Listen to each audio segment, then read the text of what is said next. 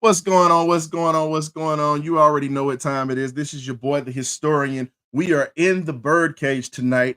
We got a lot of things to get to and possibly a mystery guest. You don't know who. So before we get this thing started and kicked off for you guys, go ahead and hit that like and that subscribe button for us so we can get everything squared away and we can get things situated for you guys tonight. So sit back, relax, get comfortable, and let's get into it. It's the birdcage. It's official. You either get right or you get left.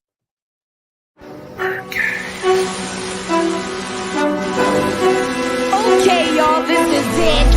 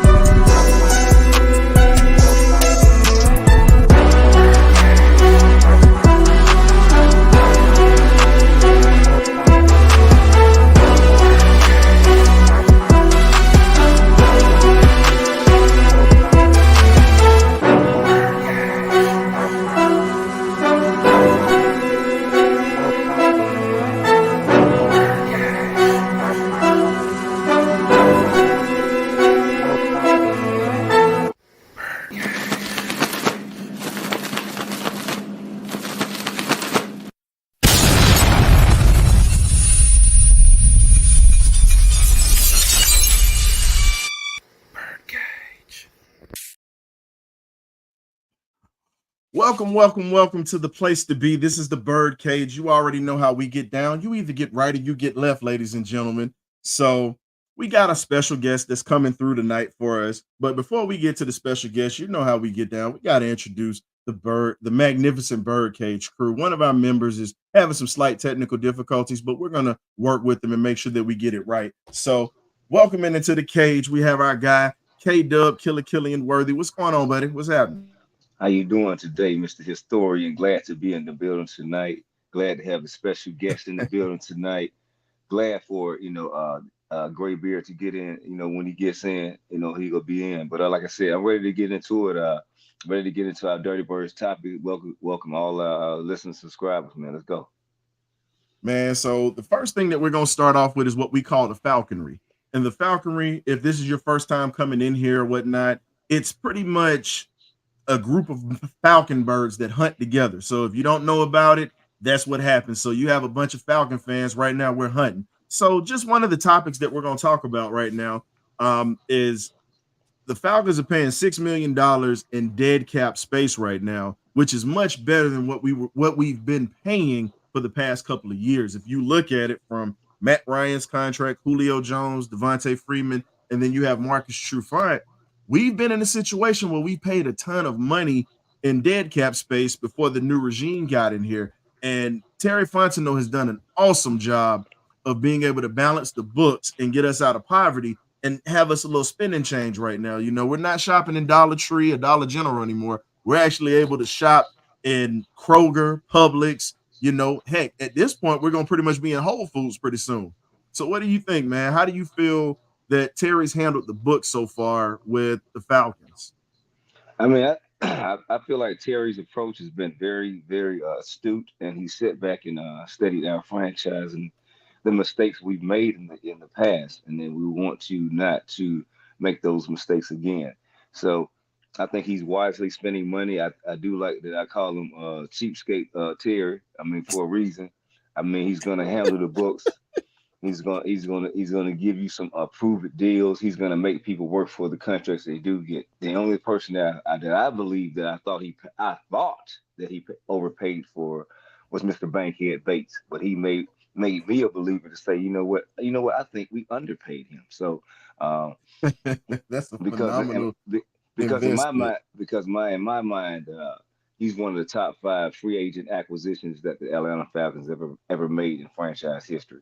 I think he's that good of a piece when he came to the Falcons, going to get Jesse Bates. So I know he only played one season so far for us, but I feel like we're just scratching the surface with Jesse.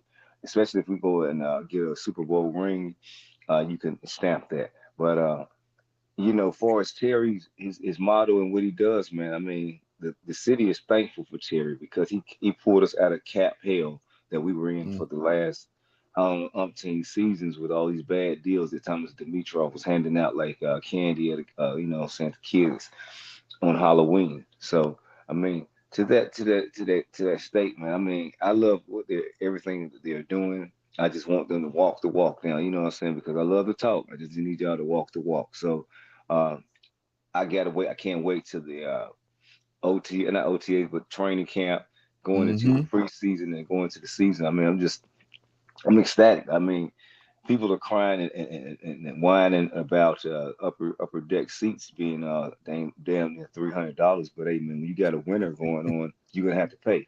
You know what I'm saying? You got to pay like you weigh. You So, want to be in the building, you got to so do hold that. up, hold up, hold up. I got to slow you down real quick with this one because you definitely went from one, and I get what you're talking about the tickets, but I want to get back to the Bates signing because let's talk about it, man. The closest thing that I could say to Jesse Bates coming in here as a free agent, and I'm going to compare some free agents that have come in here. Jesse Bates would be equivalent to Michael Turner coming from the Chargers, John Abraham coming from the Jets,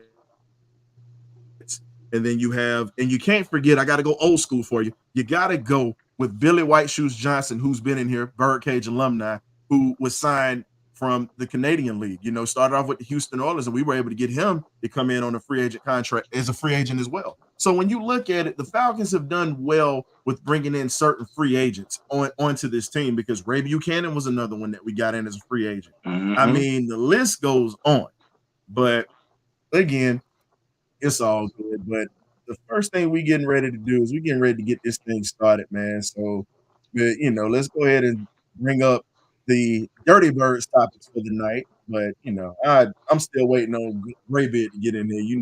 Prune juice is getting to him, so you know how it go. Okay. I You mean, know, it is what it is. We he's a working with little, he the older one on the bunch, but he'll be here soon. But let's go ahead and get to these. Oh, dog. We just got the show started and somebody's knocking at the door, man. Hold up, hold up, you. hold up. Knocking at the door. Somebody's knocking at our door, man. So I gotta let me check. Let me see who this is. Well, well, well. We have the legendary national championship winning quarterback from the University of Georgia, one of the hosts of 680 The Fan, Mr. Buck Ballou. What's going on, Mr. Ballou? Man, I'm so excited to be with you guys. Let's talk some Falcons football, man. Let's Yeah, get into it. we got to. But before we get to talking about Falcons football, we definitely want to welcome you to the cage or whatnot. Your former teammate, my godfather Clarence K, said if you got any chance to reach out to Buck, if you got any, go ahead and reach out to him and see if you can talk to him a little bit. And he kind of told me a little bit more of the legendary pig roast story because he was a freshman that came in. Yeah. And he talked about that with you guys at University of Georgia. But I want to ask you something because Michael Penix Jr. is walking into a situation where quarterback play has been bad, just kind of like Matt Ryan walked in. And you walked in the University of Georgia coming from one of the best high school programs in the country out of Valdosta High, Mr. Wildcat. And what was the pressure like for you coming into the University of Georgia, coming into a premier powerhouse that had established itself during the Wally Butts days back in the day? And truthfully, no disrespect to Mr. Ray Goff or anybody, but the last great quarterback that we had before you got there was the legendary Mr. Francis Tarkenton. What was that like walking into Georgia for you as the quarterback leading the University of Georgia when you got there and not knowing that you were going to be able to win a national championship later in your career, Mr. Ballou? Well, I tell you, the thing about it, playing at Valdosta, people say all the time, Baloo, what was the secret? How was Valdosta winning all those football games down there? And look, let me tell you what the secret was. Some legendary coaches, man, and it all starts with that. And I'm not just talking about the head coach either. I'm talking about the offensive coordinator, the defensive coordinator, the offensive line coach. I mean, we were stacked. They hired the best coaches that money can buy, and they wanted to be a part of the program. So, look, when I arrived at Georgia, I was confident that I was coached up. I knew coverages, I knew defenses, I knew offensive scheme. So I don't, feel like I had a lot to learn when I got there as far as the playbook goes, and that was a big advantage for me coming out of Valdosta High. They coached you up tough. It was another thing. So I was used to getting coached up hard and getting yelled at and that kind of stuff, so I was able to handle that part of it. And the year before, my senior year at Valdosta, Georgia played 7 quarterbacks in 1977. So I knew they were searching. They needed a quarterback. And I was just hoping I was going to be that guy when I showed up on campus. Now, there was a gentleman that came before you, and he was equivalent to Quincy Carter, Michael Vick, and everybody wrapped into one. And I know you know who I'm getting ready to say. He's an Atlanta legend, not just in football, but also basketball. The high school is known as Mays High School now, but it was Southwest Atlanta back in the day. A gentleman by the name of excuse me, I'm getting ready to choke on my words or whatnot. Mr. Anthony Flanagan, one of the best high school quarterbacks that was in the state of Georgia back in the day. And I know you remember that name very well. And he was a monster. From older cousins that played against him, they all said that dude was nice. Yeah, and he was a dual threat before dual threat was cool. I mean, this guy could run it and he could throw it. And I grew up with so much respect for Coach Godfrey and the job he did at Southwest DeKalb. And I was just a big fan of his. Godfrey. Dating back to a player and then all these years up here in Atlanta, just really admired the job he did as a coach and how successful they were. And I knew all about Anthony Flanagan, man. I grew up a Bulldog fan down there in Valdosta. And, so I knew all those players. And Flanagan, that first dual threat guy, could run it, he could throw it, a real athlete. And I really admired watching him too.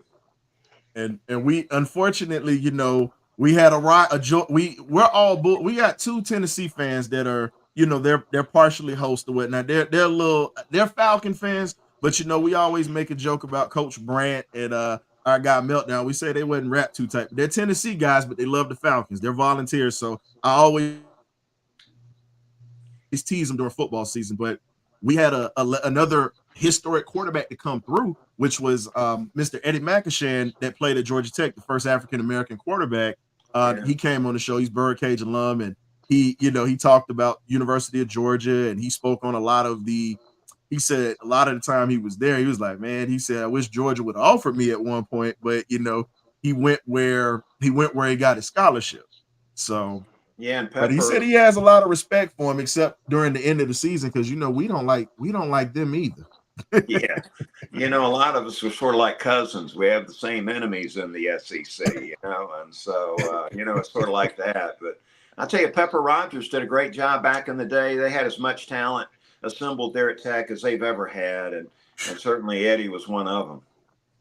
And what's scary is now, when they had Buster Faulkner there last year and our dogs were in a fight last year. And I sat back and I said, man, I know Coach Bobo is talented, but we might have let one slide out of the door with this one here. And I was just like, Lord, just don't let him go to Florida, or don't let him go to anywhere that would be a rival to us if he gets a head coaching job, because he's an intelligent offensive mind. So yeah, Faulkner did a good job. And I tell you, I like their head coach. I think Tech's got the right people in charge now, and you're going to see them become more and more of a factor here in the years to come. Great coaching. It all, like I was talking about Valdosta High, man, you start with the coaching and it all filters down from there. Yeah, that was a big loss for the University of Georgia, because I like the Faulkner. Yeah, but people are moving on for better and greener pastures and better their family and their Of course. Well, we got the gray one in. His technology actually came up. What's going on, man? Oh man, apology. The legendary Mr. Bucky Blue. It's an honor and a privilege to meet a fellow legendary bulldog himself, man. Go dog, go dog. You guys got it going on, man. It's an honor just to be with you. I've seen the job you guys are doing. Man, keep up the good work. It's awesome. We definitely appreciate it, but getting to the meat and potatoes of things, we're gonna talk about these Falcons now because I know we have fans all over the place. You know, we heckle the Florida fans heavy on here. You know, it's been 1,300 days since they've even thought about beating our Bulldogs. So, you know, 1,300 days. You know, with the countdown with Brandon Adams and those guys on Dog Nation, we're working and trying to get Brandon Adams around here as well. He's out on vacation right now, so he's another guy that we're gonna have in the future. Look out, BA's looking to get paid now. Look out. Oh. Hey, you gotta tell him you gotta tell him, look, BA's gotten a couple of pieces of artwork from me, so I think he's well paid on that one. But yeah, he's a good man. So so getting to the Falcons right now. Now you understand this from your playing days from college and also from the old USFL with the Jacksonville Bulls. Off-season position battles. Now, we've got a lot of great position battles that are going to be coming up this year with the Falcons. From, you know, the only position that's right now that's guaranteed, I'm going to say that's guaranteed, is probably some of the linebackers. Jesse Bates's job is secured, and then you have right now the offensive line is secured right now. But I think let's start off with the running backs first. You have Birdz Robinson, that is a dynamic threat out of the backfield as a pass catcher. Literally is a guy that can make you miss. But you got a guy like Tyler Algier, and I call him William Andrews 2.0. I literally call him that. He broke the record with limited time and sharing carries or whatnot. He broke it. So could you imagine what he would have done if he'd have started the whole year? And that's going to be the first competition that we're going to discuss today, because that is key for this offense, because the offense that we're moving to is the old school, pretty much is the Shanahan spread offense that they ran in Denver. And then he also ran in Northern Illinois. And one of our guests that was on here, HBCU legendary coach, Dr. Joe Taylor, was Mike Shanahan's offensive lineman coach who developed that scheme. And Mike Shanahan was trying to get him for years to come to the NFL. And he said, no, I'm fine at the HBCU level. And I think he did well with 5 national championships and over 100 guys sent to the NFL. How do you think that this position battle is going to play out? Because you had Herschel Walker and you had Connie Norris, Poochie, in the backfield back in the day. And Pooch could have started anywhere. And you kind of see the same kind of dynamic with this backfield relationship. What do you think is going to take place with the running back side? Well, I'm just so excited about Birdz Robinson. You know, this guy's electric. He's a playmaker. If they don't target him over 20 times a game, I'm going to be upset again this year.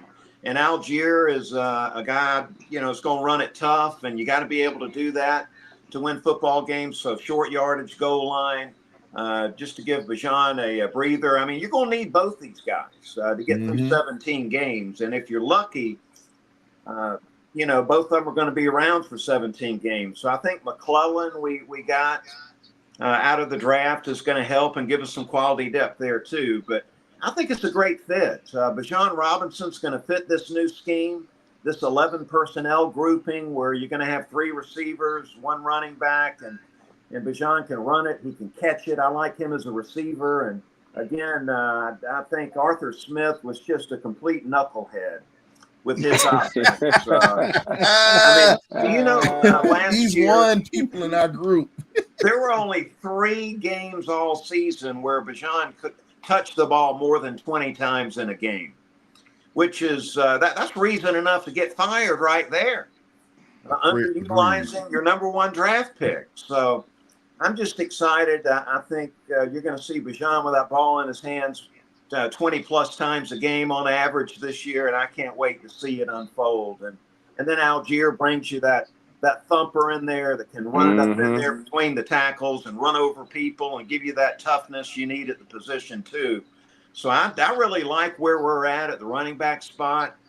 I'm looking for Bijan to break out with a huge year, and I'm looking for Algier to get a lot of playing time and to make a big impact. We're going to need both those guys to get through the 17 games. So, look, for the first time in 6 years, I'm excited about my Falcons, and I'm excited about this running back position. Okay. Fellas, what y'all got for Mr. Blue with the Falcons? Because we got more position battles coming up. What do you got? What do you got for Mr. Blue with the position battles tonight, fellas? I mean, as far as go ahead, Great Bit. I ain't gonna step on your toe. Oh no, I was just gonna say when we talk about our wide receiver core that we have right now, we've been hearing from our fan base that it's not strong enough or it's not well enough to compete with other teams or whatnot. So, Mr. Blue, what do you think about that? About our wide receiver core and whatnot? What guy besides Drake London do you think is going to step up and really going to shine in the new offense? Well, again, when you're running that 11 personnel group 90% of the time, and that's going to be the scheme Zac Robinson's going to be running. 3 receivers on the field at all times.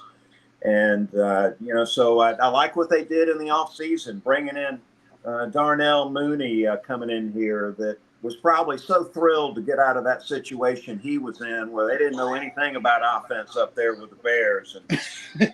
And so you had a threat there. This guy can run. He's fast. He's quick. He can make plays.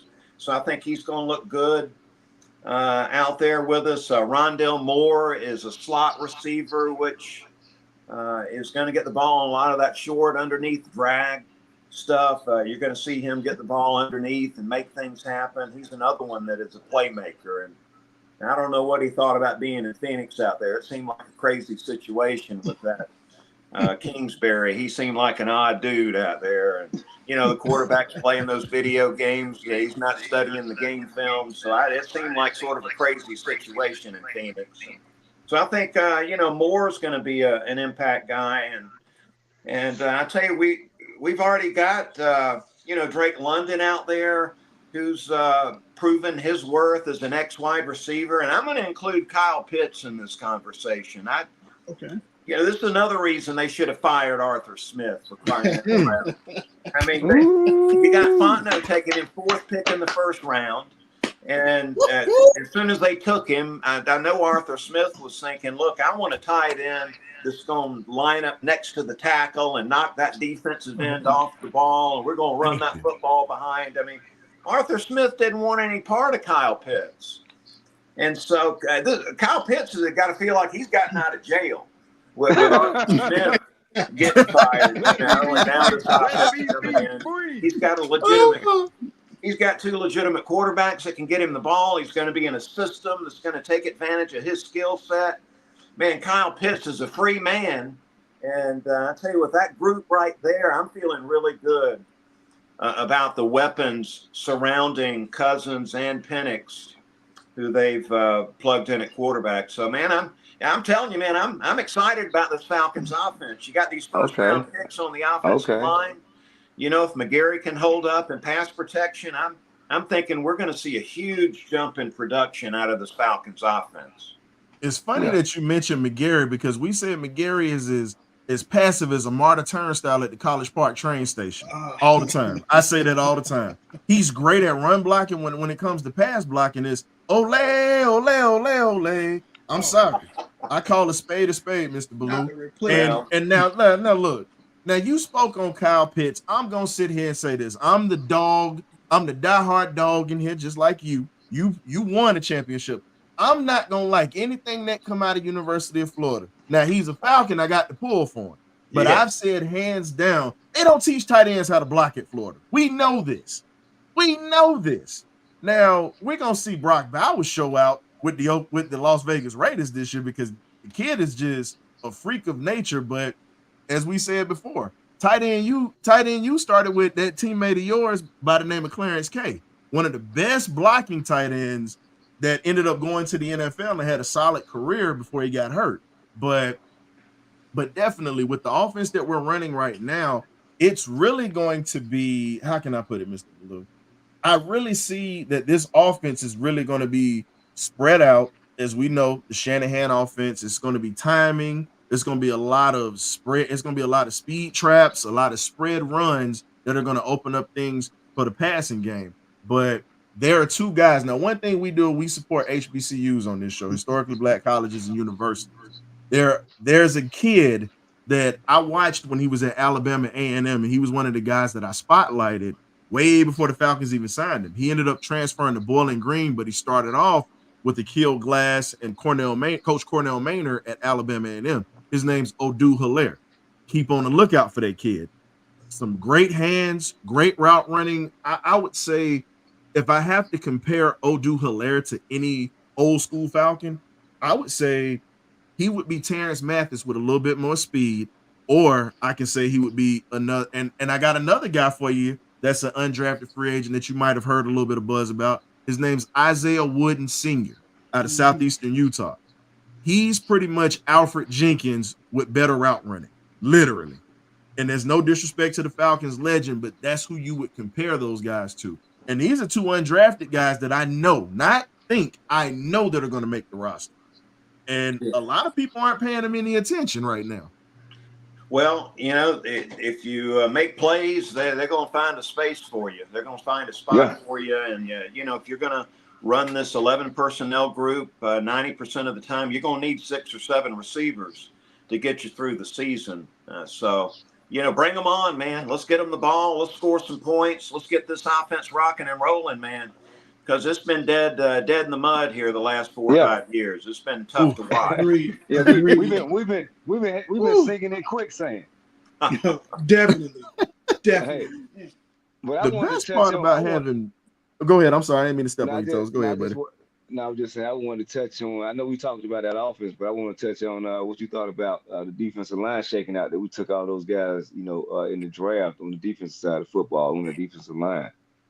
How do you see that shaking out, Buck? Well, I'm just really encouraged. You know, we were thin. I mean, we had some guys that could play, first teamers that could play, but nobody behind them. And so I was encouraged to see Fontenot really address that in the draft. They got, you know, some dudes. I don't know all their names right now, but I tell you what, Grady Jarrett's going to ball out, and Onyemata's a physical lineman in there, so I like him. I tell you, the dude I like is Zach Harrison out of Ohio State. Yeah, man. And I think he's going to be a guy that's going to play. You know, it's going to be a 3-4 scheme, so they're going to use a defensive end in that 3-man down lineman. And I think Harrison fits at that defensive end spot. He sets the edge. He plays the run tough, and gosh, I think he does a pretty good job getting after the passer right now. So look, I'm not obsessed with the edge rusher thing. I'm sort of glad they passed on Dallas Turner. I thought he was a one-trick pony. He was just, you know, he brought that speed rush, but he didn't have multiple pass rush moves, so I didn't think he was worthy of taking with that 8th pick in the first round. But the kid out of Clemson, Rukaroro. Yes, sir. You know, I think just breaking him down after the draft and watching him, he's a guy that can play across the front. He can play the 3 technique. He can play that 5 technique, the shade 1 technique. So I like his versatility. Dorless out of Oregon is a really good all-around player too. So. And I tell you what, I like Braylon Trice, the kid. Braylon Trice gonna be the steal. I'm telling you. I tell you, he might be the best pass rusher in the draft. And I tell you, he's also a team captain, which comes in. That means something. You know, the guys respect you. He is a really good football player, and I was. You know, I had a mock draft for the Buck Belue show on 680 The Fan, and I had the Falcons taking him in the 3rd round. So I feel a little vindicated, you know, that the Falcons ended up getting him. We retooled this whole defensive line, man, and I tell you what, it's going to give Jimmy Lake a chance to do some things that we're going to be happy about. That front 7, I love the linebackers. You know, Ellison Landman stepped in and played tough. I think J.D. Bertram's an Atlanta guy that fits in there. And, you know, I'm not so high on Troy Anderson, though. Maybe he can fit what they're trying to do, but he doesn't look like a guy that's able to diagnose quickly what the play is going to be. Maybe they can get him coached up, but Ellis and Landman and Bertrand, I like what we've got at linebacker. I'm gonna give you this, Buck. Now you mentioned some things, and you're talking about Troy Anderson. I think Buck Bellew done watched the show a few times, and he heard some of the things that I've said because he's mirrored darn near everything that I've said so far. Yeah. He literally, that's why I'm laughing. I kid you not. But as for Rook Ororo, I did a comparison. Yeah, Mr. Ororo. I did a comparison like to Scooby-Doo, players.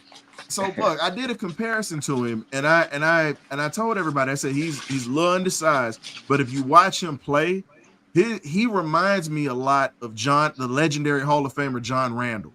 Now, and John Randall was a guy that was unknown coming out. The difference is he doesn't talk trash like John. John said the only time he didn't talk was when he was in front of Larry Allen. He said, I never wanted to get him mad for good reason. But but honestly, if you watch him, he's got a motor like that. Now, I said Zach Harrison when we drafted him, and like I said, I'm never gonna like anything that come out of University of Florida, but I respect it. Now, the only guy that it's two guys that I can say I truly respected that came out of University of Florida, like really respected. And I compared Zach Harrison to the freak of nature, Javon Curse. Same size, same speed, very disruptive. And I said this when we took him last year. I said, that's going to be a guy that's going to be a late bloomer that's going to come around. And we remember what happened in the Peach Bowl. We remember everybody talked about Steel Chambers and those guys. But if you go back and look at that game, Zach Harrison was a menace for Georgia's offense that whole night. And a lot of people didn't give him that credit, but he was one of the reasons why, he shut down one side of the field. And we had to get away from his side because he was always coming off the ball.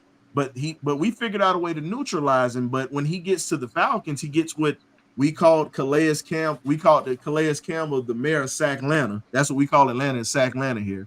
It's coined on the show. So if you use it on the air, just let them know where it came from. Yeah, exactly. But we talked about Zach Harrison. Football player, man. I mean, a football player. He can do what you need.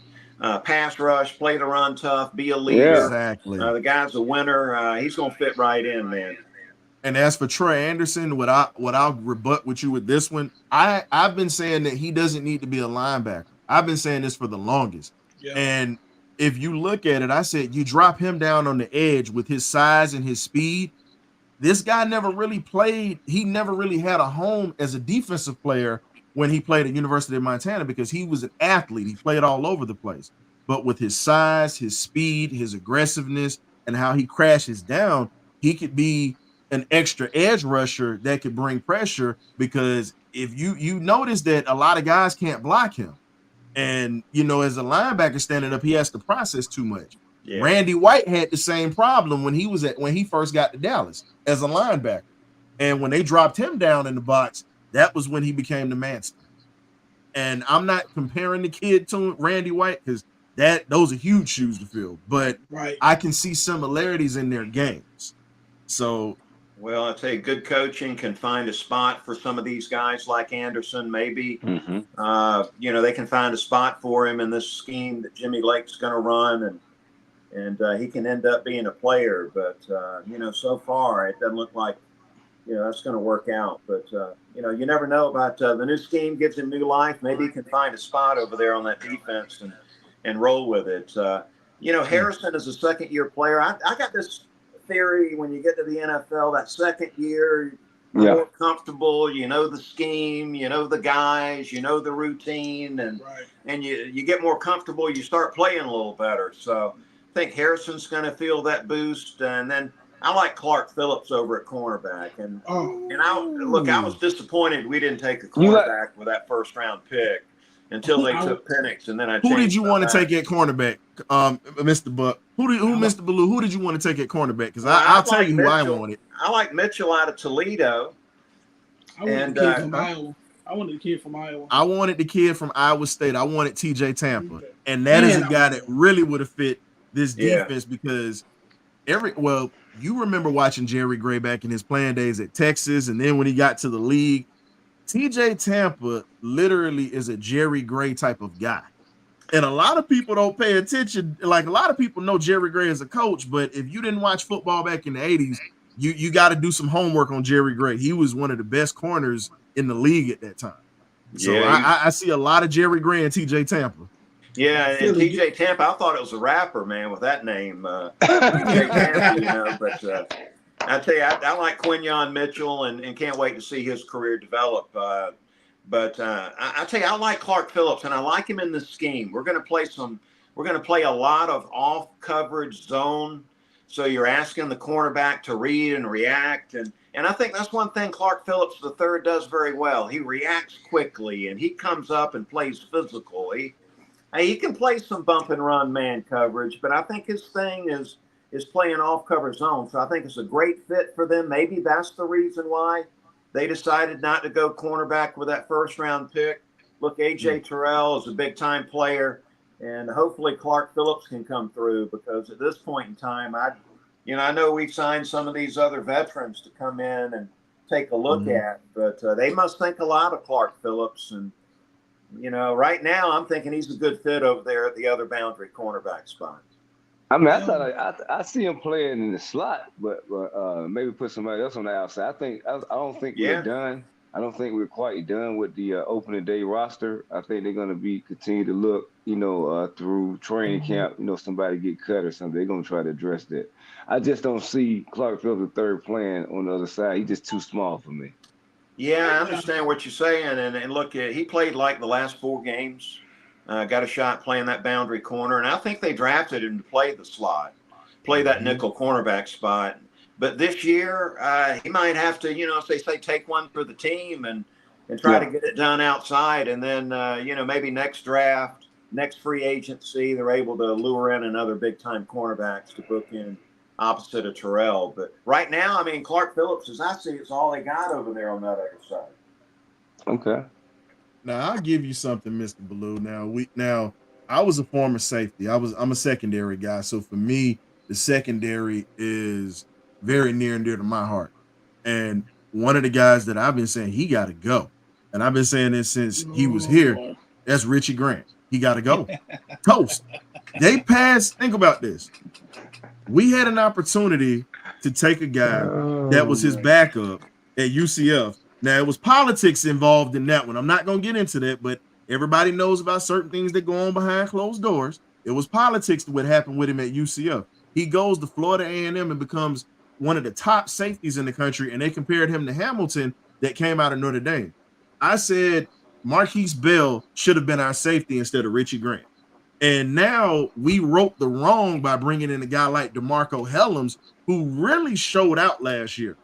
And I honestly, in my opinion, I don't think that there should even be much of a competition, because this kid had 1 year coming in and literally caught on very quick and adapted and was able to make plays every time he was on the field.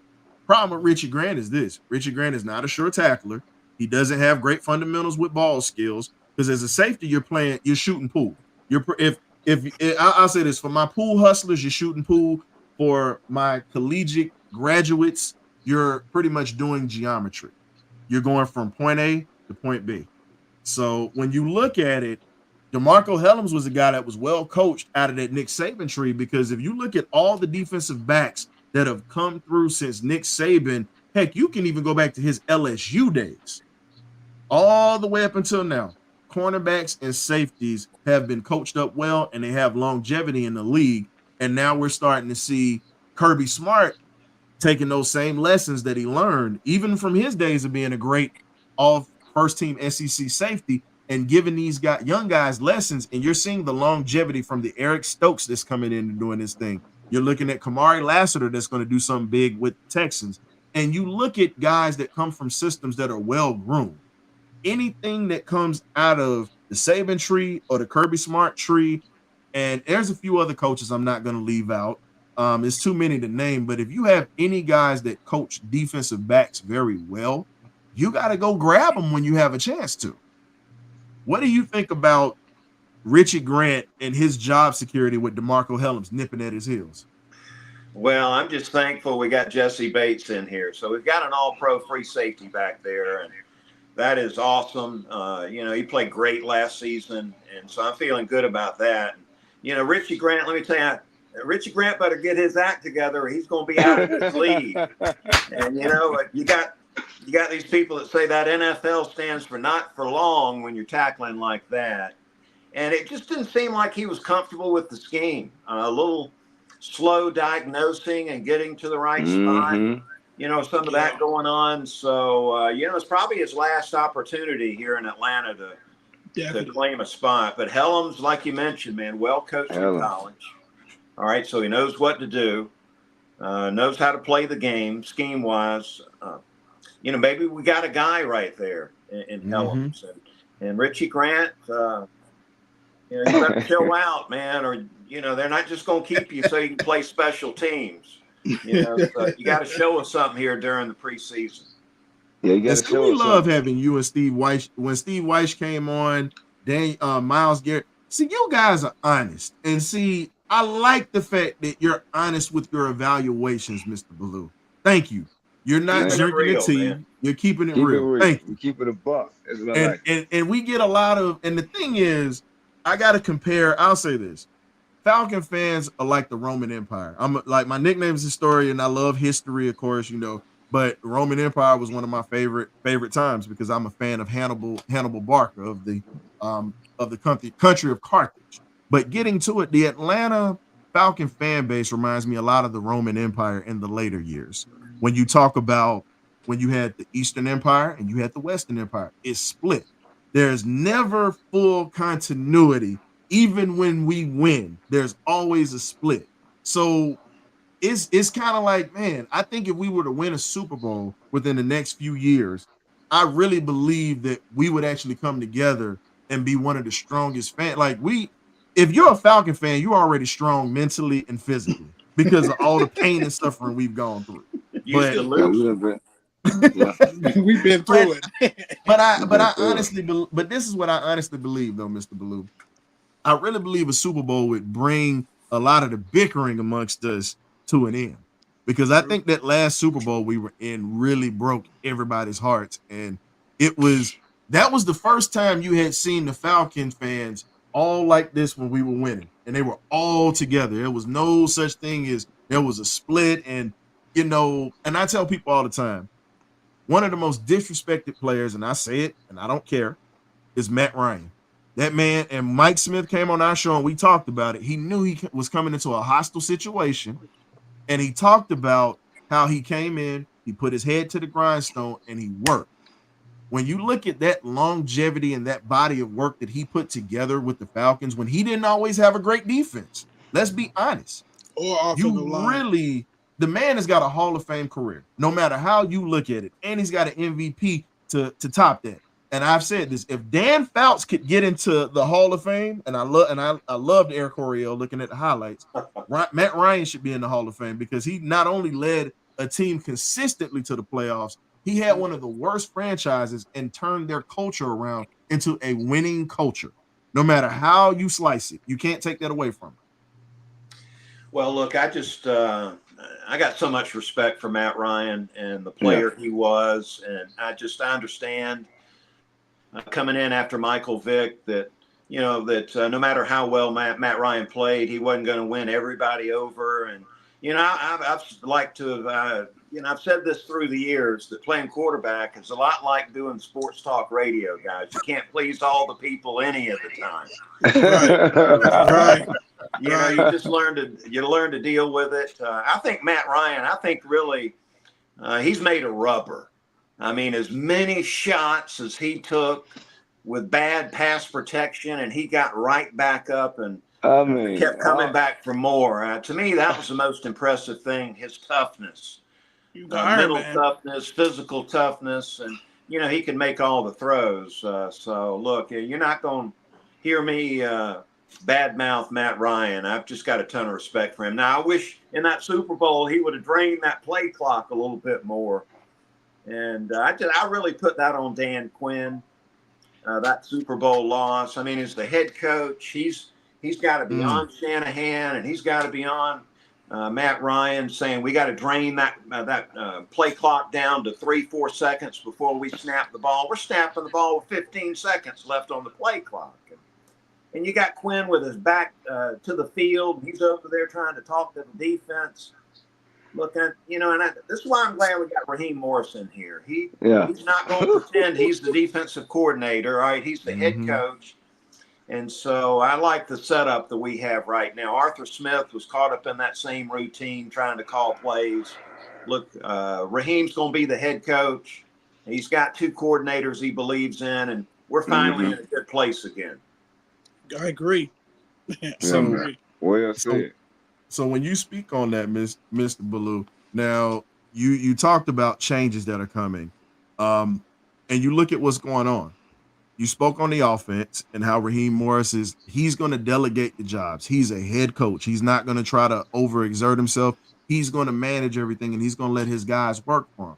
And one of the topics that we have is the Birdz offense under Zac Robinson is going changes, because we were a run-heavy offense under Arthur Smith, and yeah, you draft, like you said, you draft Kyle Pitts at 4, you don't use him. And not even that.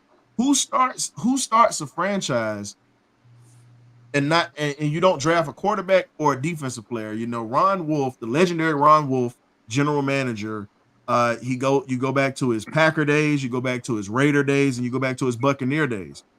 He was one of the smartest GMs of all time, because he understood that you win games in the line of scrimmage, and you get your quarterback as a first rounder. But he drafted the Leroy Selman out of Oklahoma, and he started that. And then the next year he drafts Doug Williams. So you look at how general managers move, and he's one of the greatest of all time. He and Bill Polian, and you listen to those guys because they understand the game. And Bobby Clark, can't forget about Bobby Clark up in Washington. And you look at Terry Fontenot and how he's moved. Now, we cried about a quarterback. Guess what? We got one. We cried about defensive line. We have it. Now, we were in salary cap hell. He got rid of it. He's done everything, and he gave us a top 10 defense with a horrible offense last year and number 1 in red zone defense. So, to me, Terry Fontenot stays put. He's cemented right now. He doesn't go anywhere, regardless of what happens, because he's made brilliant moves. But now you're bringing in a Zac Robinson with this offense. How do you think that Zac Robinson's offense is really going to open up things? And he's a disciple of that Shanahan tree. And we all know that Shanahan tree is, as we said, gap runs, a lot of crossing routes, and a lot of timing routes. How do you feel that this is going to help the Falcons offense moving forward? Well, let me just say first, man, the most important thing in the NFL is you got a general manager and a head coach on the same page. I mean, that's the most important thing. And we didn't have that with Arthur Smith and Fontenot. Fontenot was getting the players. Smith wouldn't take advantage of it. He was determined he was going to run his run-heavy scheme in a league that's pass-happy. I didn't like that. So I'm just glad that, Raheem and Fontenot, it looks like we've got a really good tandem going on there. As far as that goes, he's never, called the plays before, but there's some unknown there. But he, he's going to run the systems he's been in. So again, we're going to see that 11 personnel grouping, 3 receivers, 1 tight end, 1 running back. You're going to be in the shotgun. You're going to throw the ball a lot. You're going to see a lot of the stretch, the zone runs. You're going to see a lot of play action out of the quarterback, run action pass. And you're going to see us spread the field and throw the football around. You're going to see a lot of that bunch formation, too, with the 3 receivers and the tight end. Be lined up together, and they'll run right at the 3 wide receiver bunch formation a little bit, too. So I'm excited, man. We got players. We've got, I think Cousins, if that Achilles can hold up, is a guy that, knows where to go with that football quickly, can process the information quickly. And I think they put a real premium on that in this offense. They want a quarterback that can think quickly, be accurate with the football, get that ball out of there fast. And they drafted one that was the best in the draft, too, in Michael Penix Jr. So I love Penix, No. grading these quarterbacks in the draft. I had Jaden Daniels 1. I had Michael Penix 2 in the draft. And Penix is a guy that can process the information. He's a guy that can make all the throws. That ball gets out of there quick. I'm not concerned about the previous injuries. He's been clean for 2 years at Washington. So I think he's past that injury thing. I'm not worried about that. He's a leader. He's a winner. He won at Indiana. You can't deny that. If you win in Indiana, you can win anywhere. That man can win in Indiana. I'm telling you, man. So I'm really thrilled we've got Penix in here, and I don't know how long Cousins is going to last. Lord, he's 35, coming off an Achilles injury. He's been hit 10,000 times up in Minneapolis. So I just know if and when he does go down, we've got a guy that can take and run. Really? I'm excited about the quarterback position, but I think Zac's got everything he needs to be successful. Yeah, you get everything. Minus maybe a right tackle that can pass block a little better. But other than that, you got to cover some of this stuff up, man. You can't cover up every weakness in that first or second year. So you got to cover some of it up, and maybe McGarry and that pass protection thing, they can find a way to get that covered up. But man, we got the scheme. We got some outstanding quarterbacks. We got playmakers all around. I'm excited, man. For the first time in 6 years, I'm excited about this Falcons offense. Yeah, I'm really excited. I'm very excited. I'm kind of mad that we can't go out there to the OTAs. They have a construction. Oh man, that Even hurt my training heart. camp. That hurt my heart. But Mr. Blue, I got a question for you, sir. When we're gonna stick to the offense. When we talked about the new CAC offense, we're gonna talk about the red zone offense. It gets far-fetched to say that we cannot have a top 5 going red zone offense consistently, especially with all the weapons that we have out of disposal. And then can we finally see the real Kyle Pitts in the red zone the way what we wanted to see in year 1 with when we drafted him?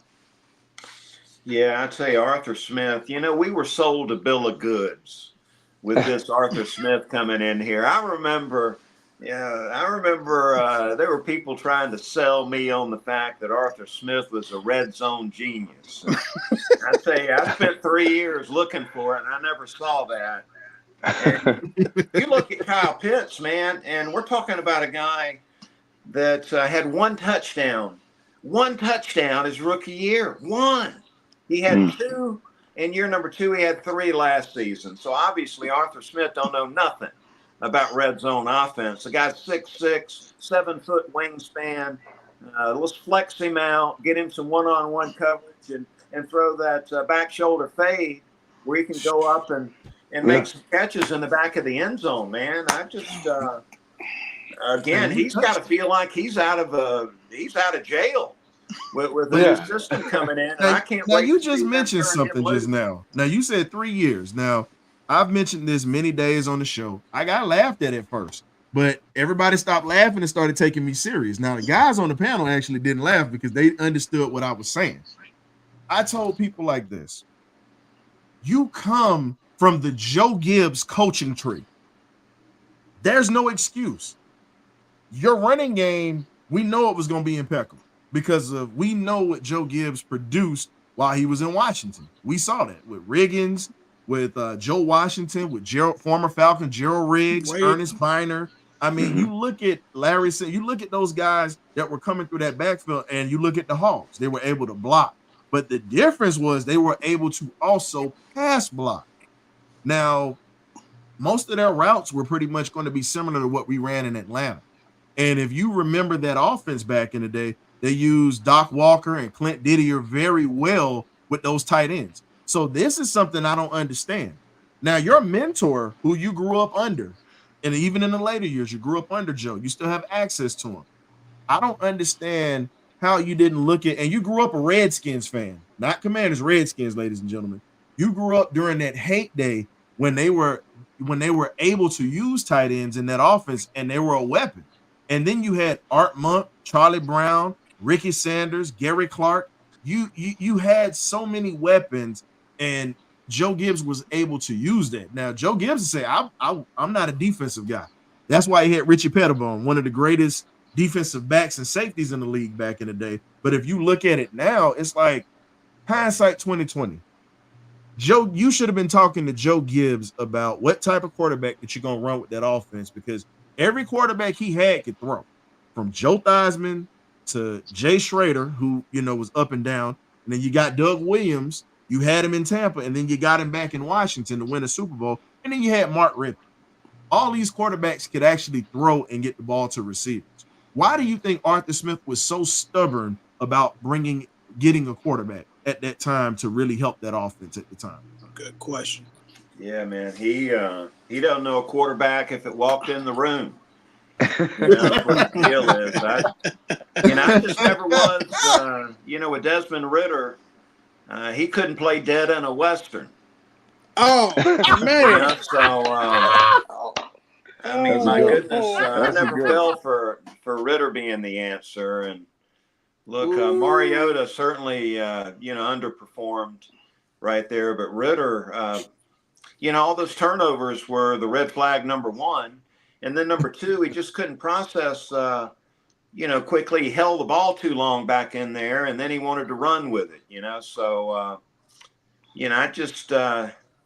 I was never one that thought that Ritter was going to be able to flourish. He needs to play in this new UFFL and get some playing time there, So, this is going to be different now. You got a legitimate quarterback, Cousins.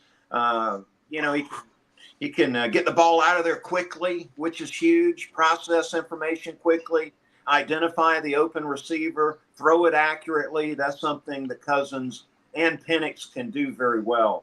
And look, you're going to run the ball, so you got a run action fake game that you're going to take advantage of defenses, is what Washington did so well back in the day. You get those big plays out of the run action fake when you can run the football successfully. And so multiple playmakers spread out all over the field, great scheme. And I tell you, I can't wait to see it. Ooh. Okay, Doug, what you got for him? Because we're getting ready to switch the topic, and I'm going to let you have this one with Mr. Blue. Michael Penix talked about the rough road that prepared him to get to Atlanta. So I'm going to pass this one off to my guy, K-Dub, because he definitely this is a topic that he definitely wants to hit on.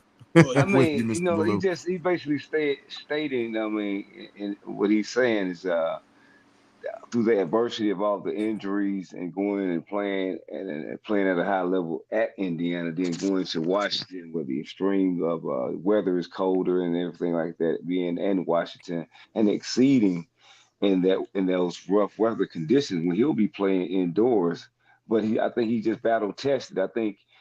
You assess the draft exactly how I assess the draft, but Baloo, I feel like he was the best quarterback option coming out. I had him number one. You had him number two. I had him at one. I was ecstatic when we took him. I just didn't see us taking him at 8, but I'm glad he went at 8, but I did have us taking him. So I was right about him. I've been on him ever since the season started. I feel like he processes the information well, but what are your thoughts about his journey and his road and the struggles that he's went through in his life to get him to this point and being exactly what the city needs and is for the coach down here? Yeah, he had to overcome those injuries. Obviously, had a lot of people doubting him along the way. That can harden you, man. That can make you tough. You got to be tough if you're going to play in this league. So that certainly helped him out. I'll tell you, just going back and evaluating the quarterbacks that were in the draft, and what I really loved about Michael Penix and watching him play is I think the Huskies, UW, on 3rd down and 2, 3rd down and 1, most, 98% of the teams out there are running the football. They were throwing the football, and he's completing like those short routes at an 85% completion rate. And that just tells you the confidence they had in him. 3rd and 1, they're throwing the football, and that football got out of there quick, and it was thrown accurately. Just love watching him play. He could use the entire field. You saw him working one side of the field. Nobody's open. Boom. He comes back quickly. He's working the other side of the field, and the ball's getting out of there before he can get sacked. Tough, processor, which the Falcons talked a lot about in the pre-draft process. Need a quarterback that can process at the line of scrimmage, and it's not before the snap, it's after the snap. That ball snapped, and you got the defense disguising their coverage, and now they're getting into the coverage after the ball snapped. You got to have a quarterback that can see all that. And so I think we got two of those guys right now. But, you know, Penix here for the long term, and I'm just thrilled. I love Penix, and I think he's going to be a great quarterback for us. Touche. And the thing is, like I was telling everybody, you know, the thing is, like I've been telling everybody, we talked about Penix coming in, and you know he's coming into a different situation now, where he's got to sit and he's got to learn. And he, like we said, he was battle tested, and a lot of people don't talk about the fact that he lost his job in Indiana at one point. A lot of people don't talk about he had to overcome that adversity and tough it out, and then he follows his coach to Washington and really shows that toughness. And if you look at it, he wasn't even a highly recruited kid coming out of St. Pete.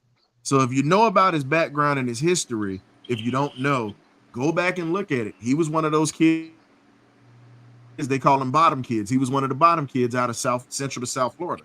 And he grew up when Lamar Jackson was in high school. He got to watch these guys from Teddy Bridgewater. And if you ever looked at what he talked about, his favorite list of quarterbacks were, he said Michael Vick, Patrick Mahomes, he said Lamar Jackson, Warren Moon, and then he also put Lamar Jackson in there, of course. So the 5 quarterbacks that he looked up to were two of those guys he saw firsthand up close, from Lamar Jackson and Teddy Bridgewater. Teddy, unfortunately, that knee injury derailed his career because Teddy was a killer. A lot of people say, oh, well, he fell up. Like, no, when he hurt his knee, his game totally changed because Teddy was a killer. And if I got to compare Penix to anybody, I think after he hurt his knee and once he had those injuries, he learned how to be a better quarterback and rely on his mind and his arm. He still can run and do great things. We all know. You see him run that fofo? Yes, sir. He was tipping on fofos. Man, but just think about it, though. We got somebody who can run, but he's not going to run right off the bat. He's got weapons to throw to now. I tell people he's a slower but more accurate Michael Vick. Oh, you're going to give him Vick? No, I'm gonna give him a little bit higher than that, bro. I'm going to say this. Picture Warren Moon being able to run a 4.4. Wow.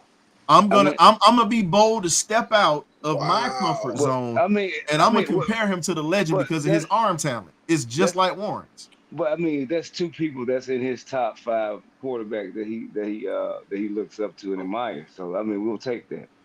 And I give you another guy that he throws the ball like Mr. Ballou might remember this guy. And he did say Michael Vick. He did say Michael Vick. Yeah, he said Michael Vick first. Now I'm gonna give you a guy. His arm talent reminds me of this. Tennessee State legendary HBCU quarterback legend who beat out Terry Bradshaw because Terry says he gave him his job back. Jefferson Street Joe Gilliam. Terry Bradshaw always says Joe Gilliam gave me my job back, but it was a lot of stuff that went on up in Pittsburgh at that time. Unfortunately, things didn't work out for him. He got 2 rings now. He did help the Steelers win when Bradshaw was stinking up the joint. Now, they don't ever talk about that. Mr. Ballou, we're keeping it real, right? Bradshaw was awful. That was before Bradshaw was able to figure out what the coverages were. Yeah. But think about it. He had pressure on him. And, you know, Dewey McClain, Georgia State Representative, former Falcon, he's been on the show. We laugh and we talk. He's good friends with Thomas Hollywood Henderson. So you know where I'm going with this. If anybody remembers what happened before that Super Bowl, he said Terry Bradshaw couldn't spell cat if you spotted him in the C or the A. That was how bad he was at that time. Everybody remembers that. You can go back to YouTube and you can find it because Thomas Hollywood Henderson said that. Now, he backed up his game in that Super Bowl. He had one of the greatest games for a linebacker, but Dallas came up short. But at the end of the day, Jefferson Street Joe Gilliam was that dude. Everybody knows that. And Bradshaw says that to this day. He said he made me better. And he said, unfortunately, once he left, he said that was when I was able to settle in and I learned a lot from it. I see a situation where I believe Cousins is going to do what he needs to do. But like you said, if he does not hold up, I believe we're gonna see a situation where Penix gonna put some heat on him, and if he put the heat on him, once you bench him, you can't go back to him. Yeah, look, I don't understand these people that are concerned about Penix being 24 years old. I like it. Yeah. I like it. Mature. He's played a ton man. of football. Look, I don't expect the guy to play till he's 40 years old. So I just don't understand the criticism about his age. 24, he's mature. He can lead a locker room full of grown men because of his experience and the toughness that he's been through already. I just didn't think it made any sense, though, to bring in Cousins and go public with this idea. We feel like we can win the South, make it to the playoffs, and not have a legitimate backup quarterback with the guy coming off an Achilles injury. So I think now we're as good at the quarterback spot as anybody in the league. Yeah, man. I mean, I guess people forgot about Chris Winkie when he old behind when he was at Florida State when he was almost 30 getting drafted. But yeah, go ahead. Well, we got to bring up one of our own, Stetson Bennett. Yeah, Gotta bring him up. Yeah. Stetson is a little long in the tooth, but guess what? He had a year to sit down. He'll, pretty much take care of what he need to take care of, get in great physical condition, because he's going to be groomed to take over for Matthew Stafford out there in LA. And I'll be honest with you, I think that we're going to have a great team here, but us as dog fans, we know what that kid can do. And if you back him against the wall, you already know that Stetson is just going to sit there and say, okay, y'all bet against me. I got something for you. Middleman return. And the scariest thing is this. A lot of people have doubted him already in the NFL, and they've talked bad about him. Not everybody, but there's a lot of shows that have talked bad about him, just like they've talked bad about Penix. It would not surprise me if those two are going to be the best quarterbacks in the NFC once they settle in and they get things going. Those two and Jordan Love, to me, I feel like they're going to be the future of the NFC. And you're going to see many battles with all these guys here. Yeah. Look, I got a lot of love for Stetson, just, for what he did, back-to-back natties. I mean, go figure. And, the way that people doubted him, he had to go do his thing out at junior college and earn his way.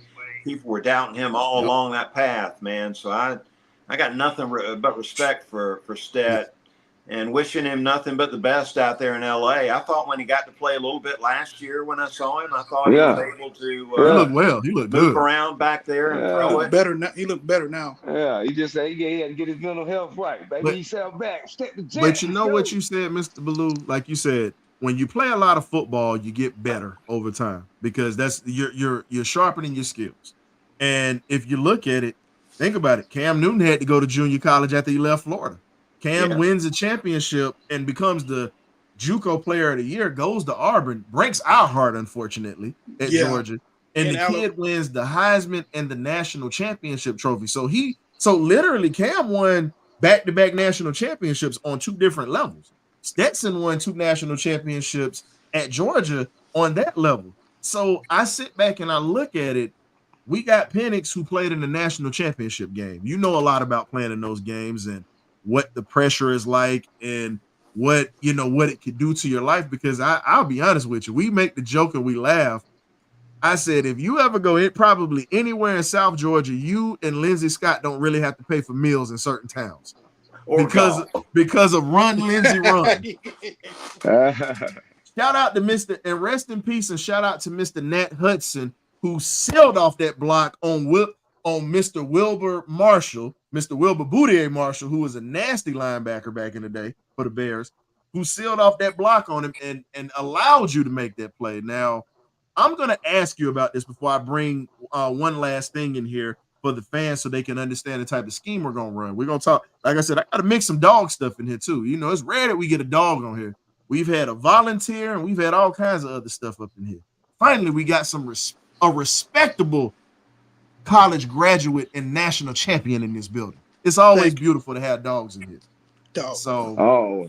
Always. So my godfather described a little bit because he had technical difficulties that day. Now, he was a freshman that year in Jacksonville with the 1980 play where Lindsey Scott runs down the field. He said the first thing he noticed when he got in the stadium, he said, I walked in, He said, I smelled all the alcohol as soon as I hit the field. He said, you smell it. Yeah. and he said he got a buzz by just smelling it. and then he talked about some of the great moments that you guys were able to see, because he talked about Herschel running over Bill Bates, and he said Bates was out of position on that play. He kind of let the cat out the bag on that one. And I said, I don't think that. I say Herschel still got him, but he said Bates was out of position, but he got him. Yeah. But with that play in 1980, with your backs against the wall, you have nothing. You really just have everything against you guys right now. And you're looking at, okay, this is our season right here. We got to make this do or die. Can you describe that play for us, Mr. Ballou, and what it really was like for you at that moment? And you didn't really know where it was going to take you, but what was that moment like for you? Well, Lindsay and I, our relationship went back to high school, and went back to our sophomore year in high school. We went over to Wayne County and Jessup to play a first-round state playoff game. And we were up 14-0 and feeling good. And they came back and scored, and then scored again in the second half. They went for two, and they threw a ball that looked like it was going to go through the goalpost. And boy, this guy named Lindsey Scott jumped up there and caught a ball I didn't think anybody could catch, and brought it down. That was the first time I was able to see Lindsey. And boy, after that night, I thought, wow, if we could just play together at the college level, it'd be awesome. And so, I narrowed it down to Tennessee, Florida State, and Georgia, and told my dad that I'd made up my mind I was going to go to Georgia. And he said, well, son, first thing, I promise you, the first thing my dad said when I told him I'd made up my mind to go to Georgia, he said, you better get in your car and drive over to Jessup, because Lindsey Scott's about to sign with Tennessee. And boy, I jumped in that old Mustang they had me in at the time, and made my way over to Jessup and got there just in time to talk him out of doing that. And, thank God. We were roommates on the road.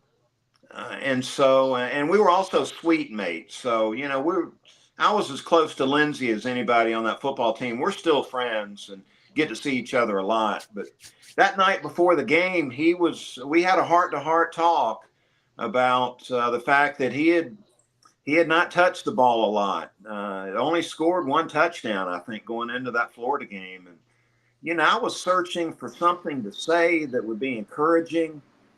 And the only thing I could come up with was, hey, man, don't be getting down on yourself yet. I mean, we got a big game.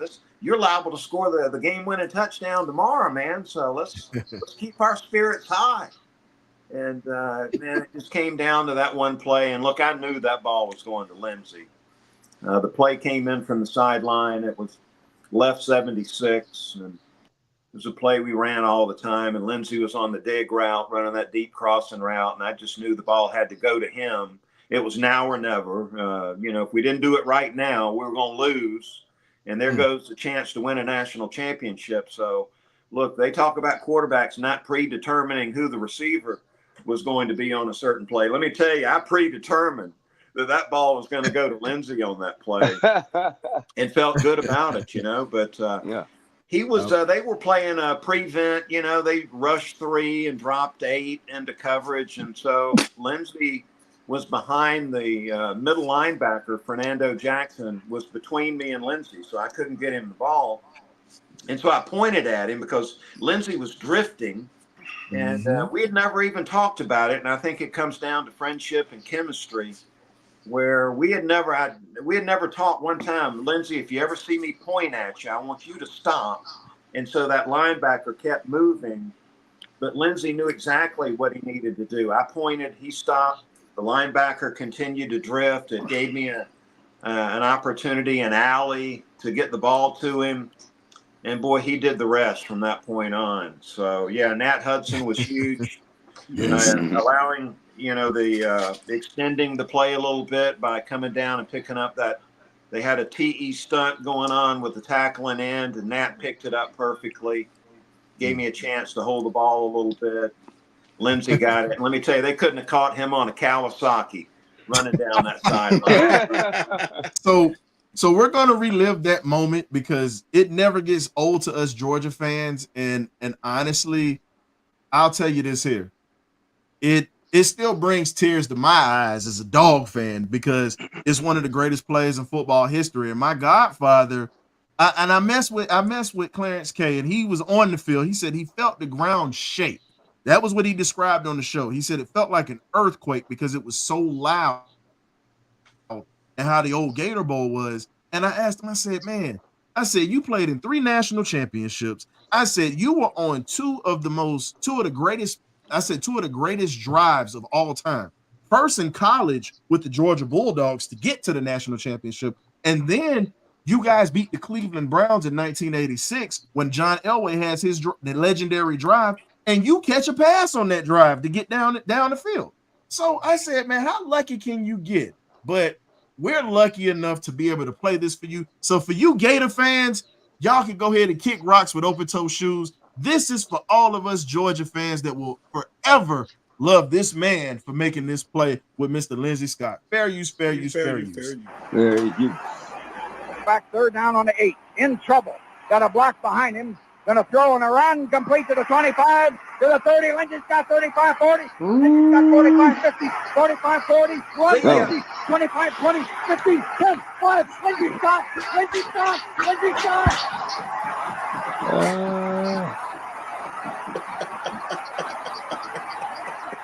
Well, I can't believe it. 92 yards, and Lindsey really got in a foot race. I broke my chair. I came right through a chair. Okay, a metal steel chair with about a 5-inch cushion. I broke it. The boot came apart. The stadium fell down. Now they do have to renovate this thing. They'll have to rebuild it now. This is incredible. You know, this game has always been called the world's greatest cocktail party. Do you know what is going to happen here tonight and up at St. Simon's and Jekyll Island and all those places where all those dog people have got these condominiums for 4 days? Man, is there going to be some property destroyed tonight? 26-21. Dogs on top. We were gone. I gave up. You did too. We were out of it and gone. Miracle. Rest in peace, Mr. Larry Munson, who not only was a voice for the Georgia Bulldogs, he also was a voice for the Atlanta Falcons for a period of time after he took over for the great Bob Neal.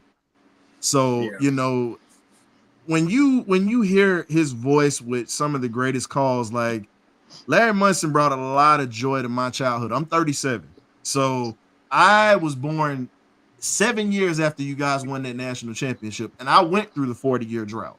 I went through that, and me too. My girlfriend to tell you, when the Dogs won the national championship that night, I'll be honest with you, I dropped down and I cried in the house. I had tears of joy. I cried. I lit a cigar and I was crying. I was thinking of Ert Russell. I was thinking of all those guys. I'm not even a smoker, but I had a cigar that night, and I got videos of my Snapchat. And I mean, when I say, I literally woke up the whole neighborhood up here in Philly. They looked at me like I was crazy.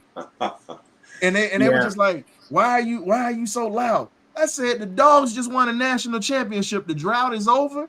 And I said, we don't have to deal with foolishness anymore from everybody else. No doubt. Yeah. Larry Munson, we didn't know for a couple of days how great the call was. It wasn't until like early the next week that we got to hear Larry's call of the game, and it was a real honor at that point. You thought, wow, okay, one of the great announcers of all time, calling the play we're always going to remember. So that was something else. And let me tell you, Munson was a character. He would travel with us on road trips, and so I always would make my way down to the lobby. He'd be down there smoking on a cigar, and I used to make it a habit of going down there and spending some time with Larry on those road trips. And I tell you, every single time Larry would say, he said, but which one of these cheerleaders you going out with?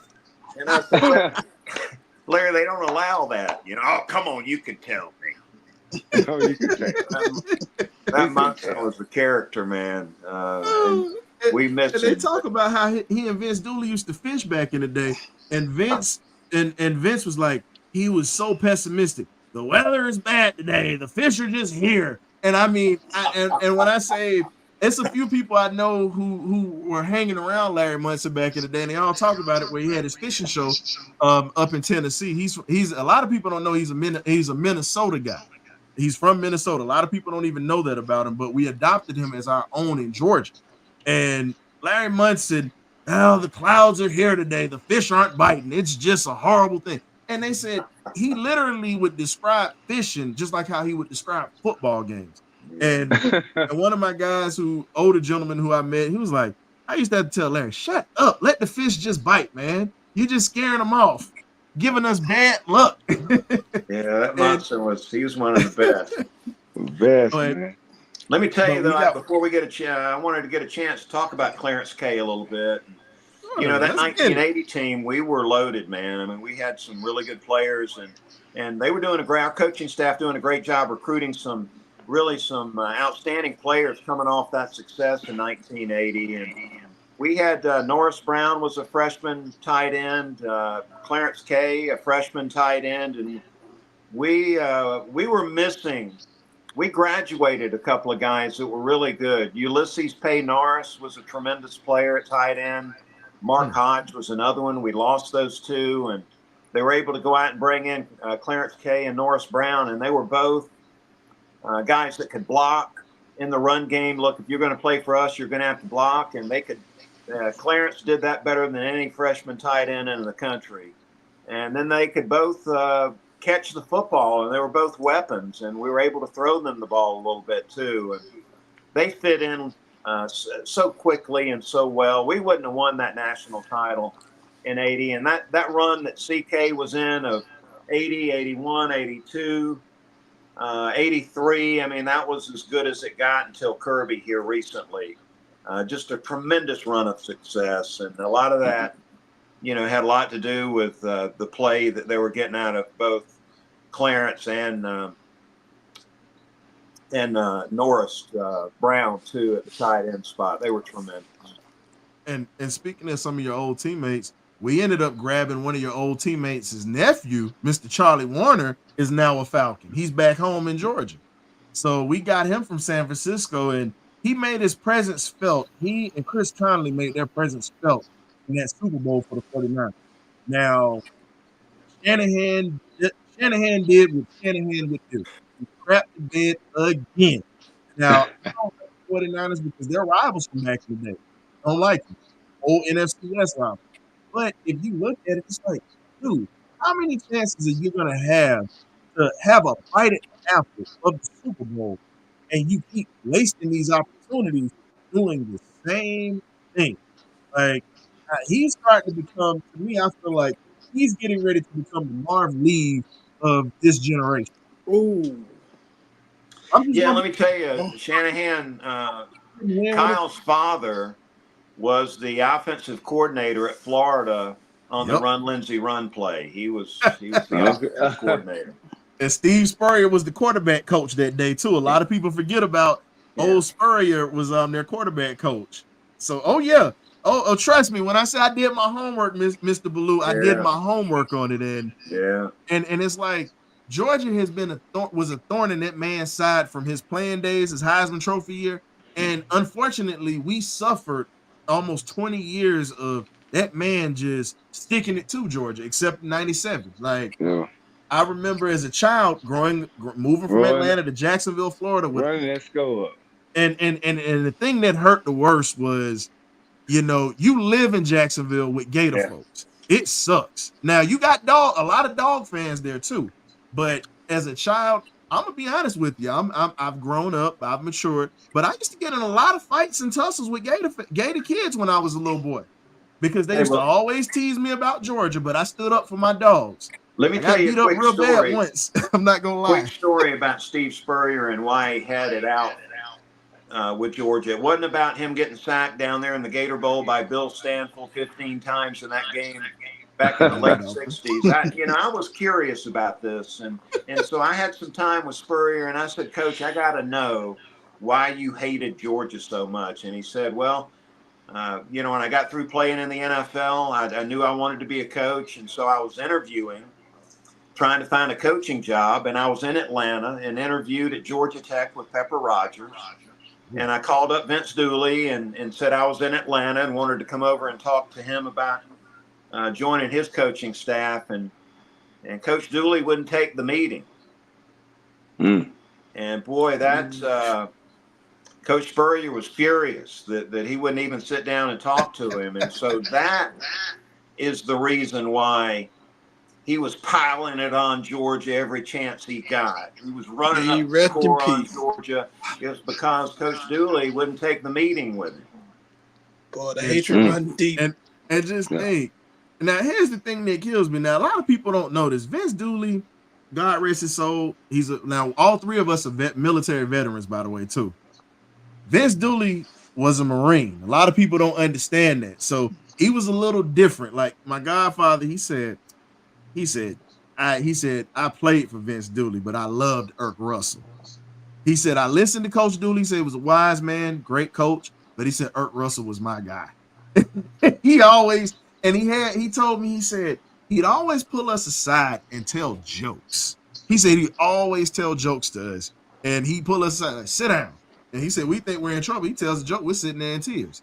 And I was like, wow. He's like, yo, he said, and he said he never understood why Irk didn't get a chance to step in for Coach Dooley, because he took that magic that he brought to Georgia, and for you guys, even you offensive players, he gave you guys a lot of a spark, energy. He was just one of the great guys, and he took that magic to Georgia Southern and won a couple of national championships there. And I still question it. Like, do you think we would have won a couple of championships with Irk Russell at Georgia at the helm if he would have taken over for Vince Dooley? There's no doubt about it. And looking in that 1980 season, we beat Auburn to win the SEC title and came back to Athens. And the next day, the word got around that Auburn was going to hire Vince Dooley. And so everybody was furious. We're thinking, gosh, we're undefeated, SEC champs. We're going to play Notre Dame for the national championship, and he's talking about leaving. So the whole team was upset, and then we slept on it. And the next day, the attitude was different, because then the word started to spread. Hey, if Coach Dooley takes this Auburn job, that Irk Russell, they're going to promote him to be the head coach. And so everybody was thrilled at that point in time. Wow. So, okay. Called the meeting on Monday. We all came in thinking we were going to hear him say that he had taken the Auburn job, and he told us that he had decided he was going to stay. And so it caught us all by surprise. And look, a couple of years later, Irk had taken that Georgia Southern job. So he was awesome, both of them. I mean, they Vince both great. Vince being that Marine, if you got a compliment from Vince Dooley, it meant something. You know what I mean? If he complimented you, you did something right. And he was tough. I sort of like that. And he was trustworthy. He had a lot of these coaches would tell you anything to get you on campus. And, all you needed from Coach Dooley was a handshake, and you could trust him. He said I could play baseball, and he lived up to that word all 4 years, and I'll always be thankful for that. Irk Russell, there wasn't a guy on that team that didn't love him. And you spoke about baseball. Shout out to the Georgia Bulldogs getting ready to go through this tournament. Hopefully they pull it together and go ahead and finish what they started a couple of years ago, where we got robbed out of the COVID year. I honestly believe that we would have won the College World Series that year, and I think we have a team to do it now. And I'm just hoping and praying that Alex Anthopoulos, because we talked a few Atlanta sports on here, because we're all Braves fans in here too. We're praying that Alex Anthopoulos makes moves like he did in 2021 when we lost a couple of key pieces that year with Ronald Acuna Jr. that year. Ironically, same injury. So, and we, they put it together and they got everything right. So we're just all I trust Alex Anthopoulos. I actually trust him because he's been there before.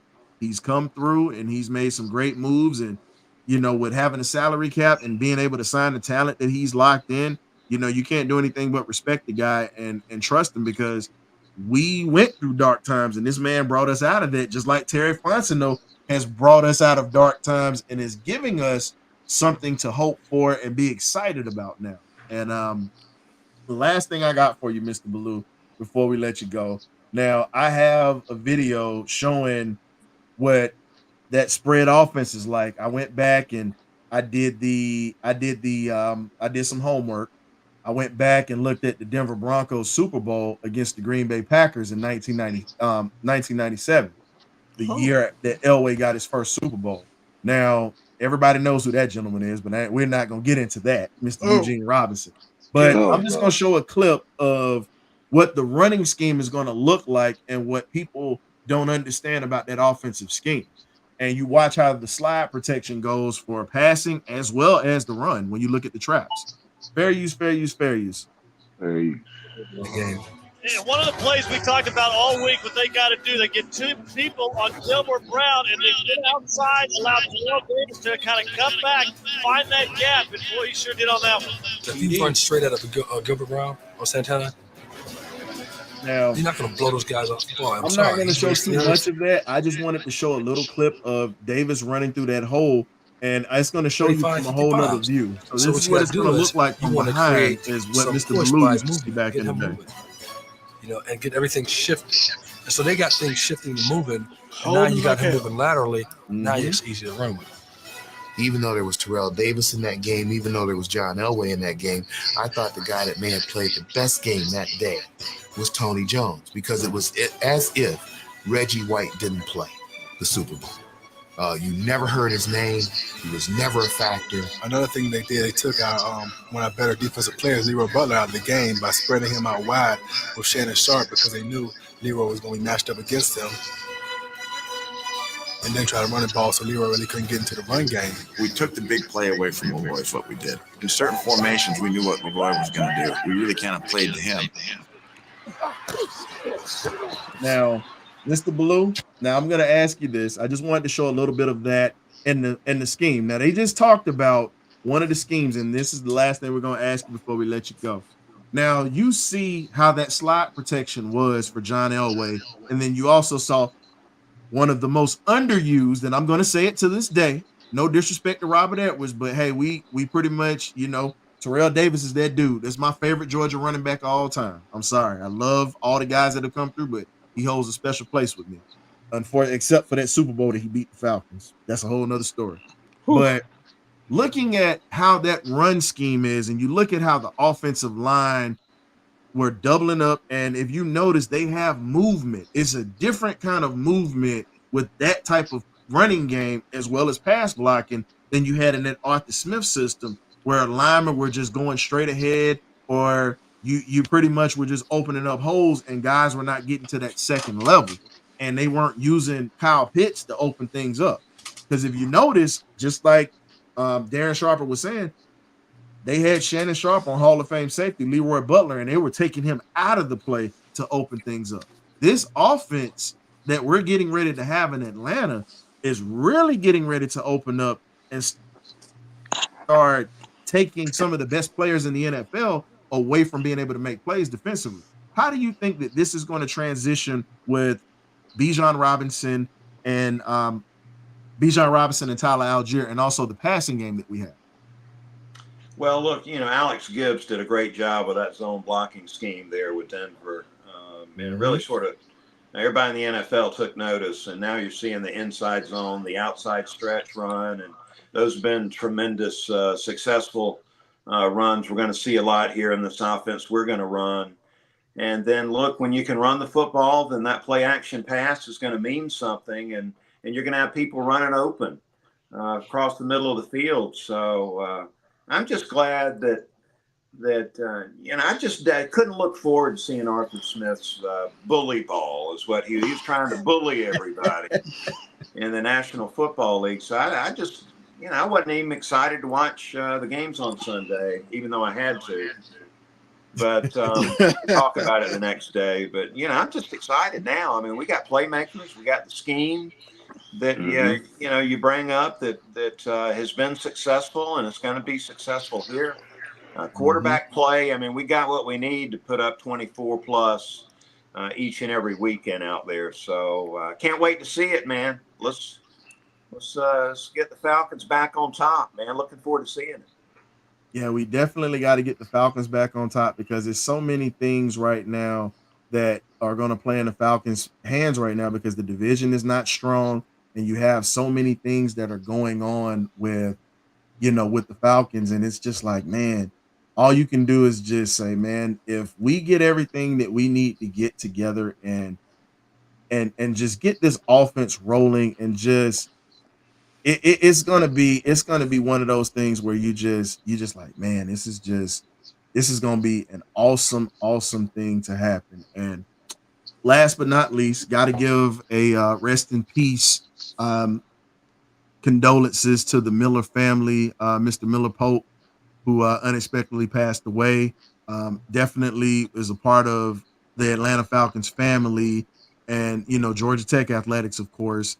But he definitely was a very key part in being a radio engineer to help Mr. West Durham give us these calls that we love to hear Mr. West Durham make on Sundays. So rest in peace to Mr. Miller. So anything you want to promote, books, anything, Mr. Ballou, because we don't mind, especially you're a dog. So you get royal treatment here, sir.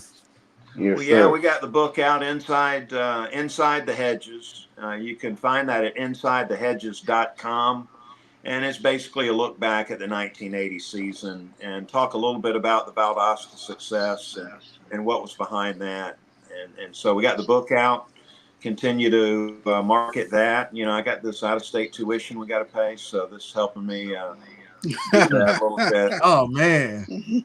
But the radio show's 10 to 11 on 680 The Fan, and 23rd year doing that. So we're still rocking and rolling, man.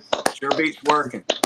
Congratulations, Mr. Ballou. Last question, and then we're gonna let you ride out into the sunset and get ready for tomorrow's show on the radio. How do you feel about the old school Falcon uniforms? Because Jerry Glanville hurt my feelings when he took away the red helmet, the silver breeches, and the red jerseys. Jerry, you took away the identity of the Falcons that was connected to the University of Georgia. How do you feel about that uniform, sir?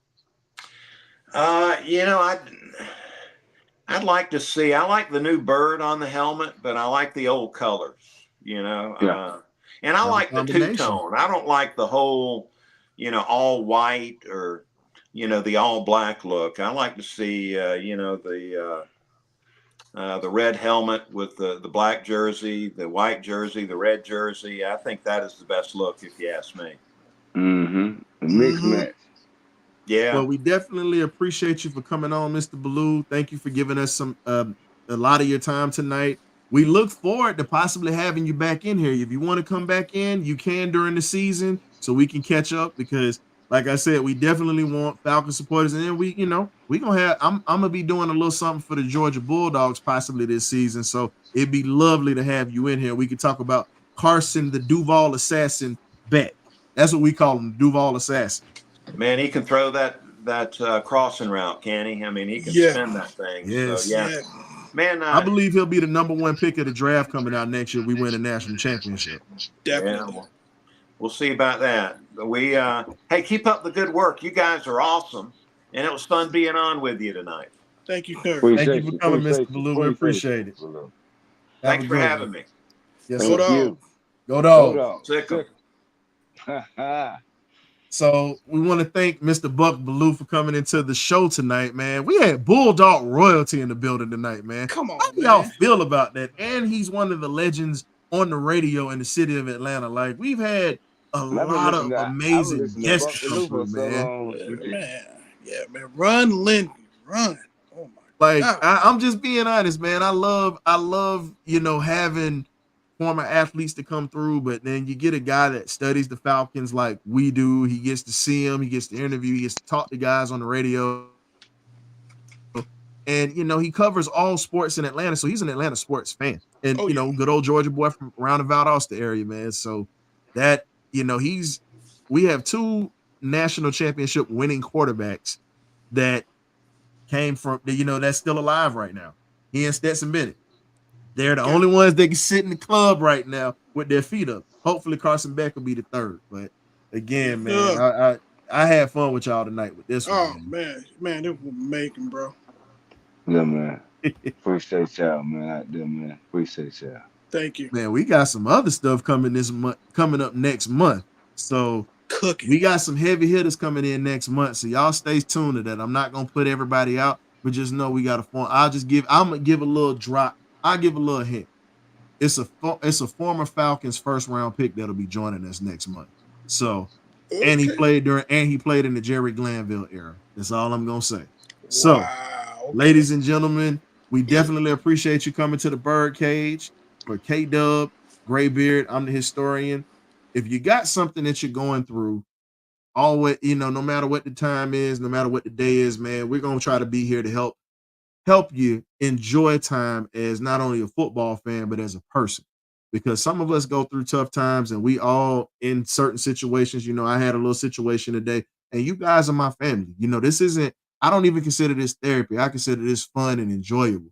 But this definitely is something that I'm very happy that we're able to do, is talk to you guys and also bring in guests to talk about their experiences in football. So, we're going to always continue to keep bringing you the love and the joy. But before we keep bringing it to you, hit that like and subscribe button one more time, man.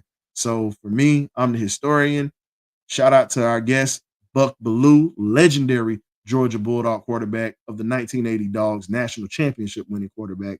And my guys, the magnificent BirdCage crew. We'll see you next Thursday at 8 p.m. You know how we get down. You either get right or you get left. Peace.